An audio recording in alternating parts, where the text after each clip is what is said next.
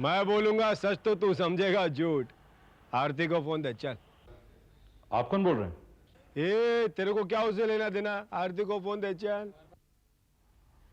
वो घर पर नहीं है। नहीं है तो पायल को फोन दे, पायल भी चलेगी। तुमको पायल से क्या काम है?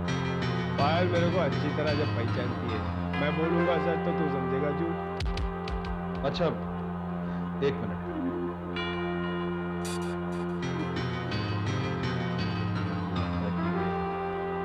वही ब्लैकमेलर है, इसे सबक सिखाना होगा।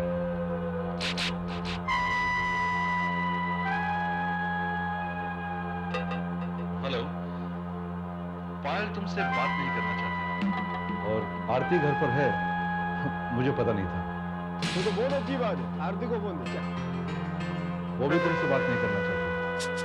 अच्छा, कह रही थी कि वो कमीना बार बार मुझे परेशान करता है। उसको मालूम नहीं अपन क्या कर सकता है। देखिए भाई साहब, वो बेचारी नादान है, बच्ची है, आप उसे क्यों परेशान कर रहे हैं? आपको कुछ बात करनी है तो आप मुझसे कीजिए ना। तेरे को पता है क्या करेगा? अगर बता दो तो शायद फायदा हो जाए। अपने पास इस घर का एक राज है भाई, इसका पता चलते ही बहुत लफड़ा हो सकता है। नहीं, ऐसा मत कीजिए। देखिए, मैं भी इस घर का बेटा हूँ, इस घर की इज्जत मेरी इज्जत है। मैं इस घर की इज्जत को बचाने के लिए कुछ भी कर सकता हूँ। कुछ भी कर सकता है? हाँ, कुछ भी। हथेली का खुजली मिटा सकता है? हाँ मालूम है ना, हथेली का खुजली नोट से मिटता है। हाँ हाँ, मालूम है। आप ये बताइए कि आपको कितना रुपया चाहिए, कहाँ चाहिए, कब चाहिए? कहो, क्या कहना चाहते हो? सुमित साहब, अपन बोलेगा सच तो तुम समझोगे झूठ। अपन तुम्हारा बीवी को ब्लैकमेल नहीं करता था। अरे अपन तो छोकरी है ना आरती, उसको ब्लैकमेल करता था। मुझे पता है, लेकिन तुम आरती को ब्लैकमेल क्यों करते थे? सब कुछ बता देगा तो फिर अपना फायदा क्या? तुम्हारा फायदा? तुम अपना फायदा तो कर ही रहे हो। सब कुछ बता दूं क्या? अरे सुमित साहब, आपको सब राज बता देगा तो अपने को थोड़ा थोड़ा कमाई होता वो किधर से? ठीक है, अपना मुंह खोलो और कहो तुम्हें कितना पैसा चाहिए। 50,000? नहीं, लाख। नहीं, 2 लाख। 1 लाख चलेगा? अभी लक्ष्मी जब सामने से आया है तो मुंह धोने को गाय को जाएगा। चलेगा साहब, बिल्कुल चलेगा। तो बको कि तुम आरती के बारे में क्या जानते हो? साहब, वो आरती है ना, आरती, वो देवयानी मेम साहब का पहले मर्द का निशानी है। क्या बकते हो? सच बोलता है साहब, वो आरती है ना, वो देवयानी मेम साहब का ही बेटी है। हाँ, इतनी सारी बातें तुम कैसे जानते हो? अपन कंपाउंडर था ना उधर साहब। जब आरती का जन्म हुआ ना, तो देवयानी मेम साहब का माँ ने देवयानी मेम साहब को ऐसा बोला कि तुम्हारा बेटी मरेला पैदा हुआ है, और वो बेटी लेके डॉक्टर सिन्हा को दे दिया और बहुत सारा रुपया दिया कि इसको संभालो। देवयानी मेम साहब को बेचारे को बहुत दुख हुआ। सदमा। फिर डॉक्टर सिन्हा आरती को पालने लगा। अपन उसको छोटे से बड़ा हुआ देखा है साहब, आरती को। हाँ, कंपाउंडर था ना उधर साहब। फिर एक दिन डॉक्टर सिन्हा को हार्ट अटैक आया, वो घबरा गया। उसने देवयानी मेम साहब को बुलाया और उसका बेटी सौंप दिया कि भाई मैं ज्यादा दिन जिंदा रहने वाला नहीं है। फिर एक दिन डॉक्टर सिन्हा भी मर गया और साला अपना नौकरी का वांदा हो गया, एकदम ही खड़की। फिर अपने को पता चला कि आरती जो है वो देवयानी मेम साहब का घर में ही रहता है। बस अपन ने देवयानी मेम साहब को वहां जाके ब्लैकमेल करना शुरू कर दिया। तब से अपना करकी बंद और ऐश चालू। जब भी पैसे का जरूर पड़ता है ना, अपन आरती को फोन कर देता, पैसा आ जाता। क्या तुम सच कह रहे हो? अब बोला ना साहब, अपन बोलेगा सच तो तुम समझोगे झूठ। अरे तुम्हारा बीवी को सब कुछ मालूम है, वही आरती को बचा रहला है। उस दिन तुम्हारा बीवी को ही मिलने गया था मैं, लेकिन तुमने पूरा सब कुछ गलत समझा है ना। अच्छा साहब, अपन अभी सब कुछ बता दिया तुमको, अपन चले अपना पैसा दे रहे।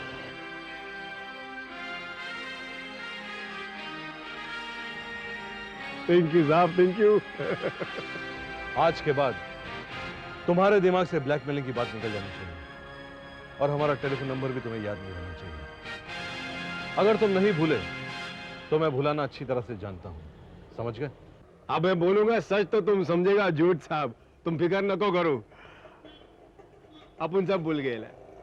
देवयानी को भूल गया, आरती को भूल गया, तुम कौन? देखा, तुमको भी भूल गया अपन। नोट हाथ में आने के बाद अपन सबको भूल जाता है। सलाम साहब।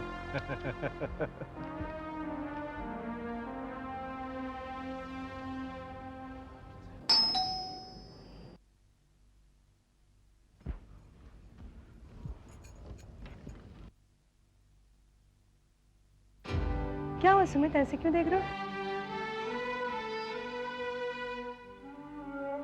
नहीं, कुछ नहीं भाभी। बहुत परेशान हूं, समझ में नहीं आता कि कैसे कहूं।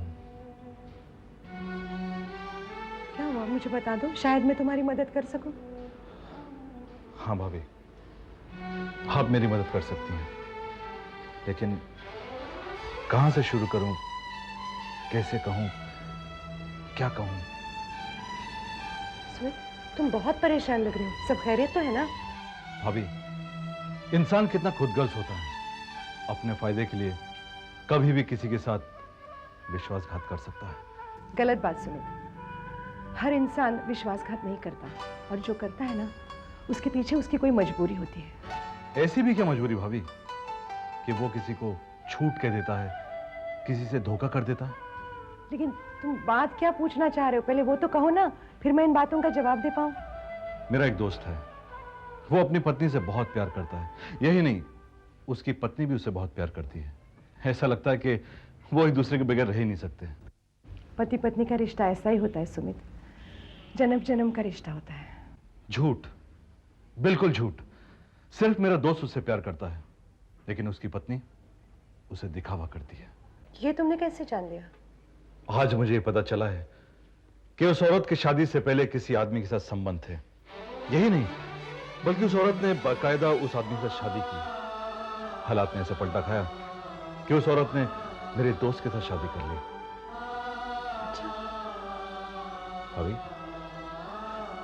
आप क्यों इतनी परेशान हो रही हैं? मैं क्यों परेशान होने लगी सुमित? और पता है, उस औरत का उसके पहले पति से बच्चा भी है। ये तो धोखा हुआ ना भाभी? आप क्यों परेशान हो रही हैं? आपने तो कहा था कि आप मेरे परेशानी का हल निकालेंगे। मैं क्यों परेशान होने लगी सुमित? लेकिन इस बात का मैं क्या हल दे सकती हूँ? भाभी, आपको नहीं लगता कि उस औरत ने अपने पति के साथ विश्वासघात किया है? नहीं सुमित, ऐसा मत कहो। हो सकता है कि वो बेचारी डर गई हो कि अगर सच्चाई बता देगी तो उसका पति उसे छोड़ देगा। अगर उसे डर था तो उसने दूसरी शादी क्यों की?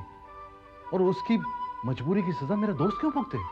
हो सकता है कि उसके घर वालों ने उसकी जबरदस्ती शादी कर दी हो। मान लिया कि जबरदस्ती उसकी शादी करवा दी गई होगी, लेकिन क्या वो अपने पति से सच्चाई बता नहीं सकती थी? हाँ, बता सकती थी सुमित, लेकिन क्या क्या उसका पति उसे माफ करता?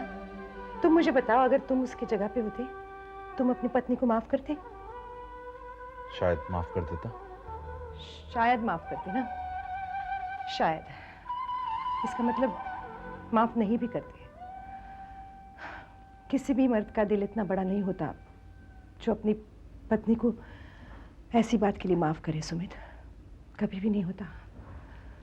लेकिन औरत ऐसी नहीं होती है, वो बेचारी सब कुछ सहती रहती है। धीरज की मूरत होती है वो, सिर्फ धीरज के बल पर पूरी जिंदगी काट देती है। भाभी, आप क्यों इतनी जज्बाती हो गई हैं? ऐसा लग रहा है कि जैसे मैंने आपको कुछ कह दिया हो। भाभी, एक बात बताइए, शायद आपके जवाब से मेरी परेशानी हल हो जाए। पूछो सुमित। अगर ये सब आपके साथ होता तो आप क्या करती? मैं वक्त और फैसला हालात पर छोड़ देती सुमित, क्योंकि जो होना है ना, वो होकर ही रहेगा।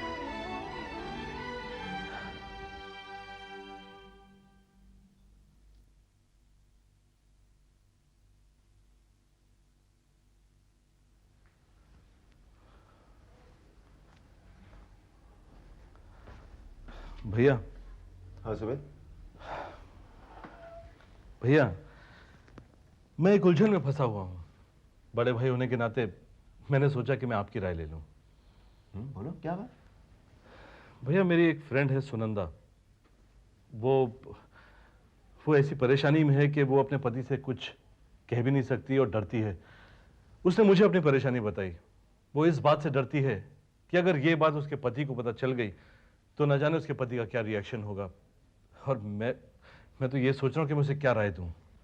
ऐसी कौन सी बात है जो वो अपने पति से नहीं बता पा रही है? भैया उसने ये बात छुपाई कि उसकी पहले शादी हो चुकी थी और पहली शादी से उसका एक बच्चा भी था।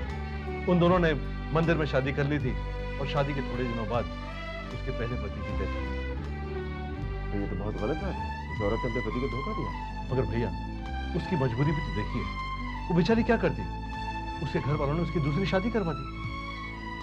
अगर उसकी शादी कहीं और करवा दी गई थी तो वो अपने पति से सच्चाई बता सकती थी। कैसे बता सकती थी भैया? वो बेचारी डर गई कि उसका पति ये सब बर्दाश्त कर सकता था या नहीं। लेकिन इस बात की पॉसिबिलिटी थी कि अगर वो सच्चाई बता देती तो शायद उसका पति से माफ कर देती। एक बात पूछूं भैया, अगर आप उस आदमी की जगह होते तो आप क्या करते?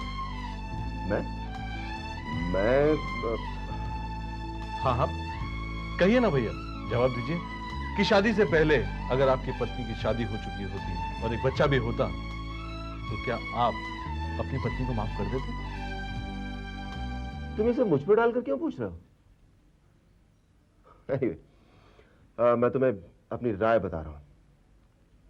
अगर मैं उस औरत के पति की जगह होता तो उस औरत को तलाक दे देता। खामोश क्यों? कुछ नहीं भैया, मैं ये बात समझ गया कि मुझे मेरी फ्रेंड को क्या जवाब देना है। क्या सुमित को क्या हो गया?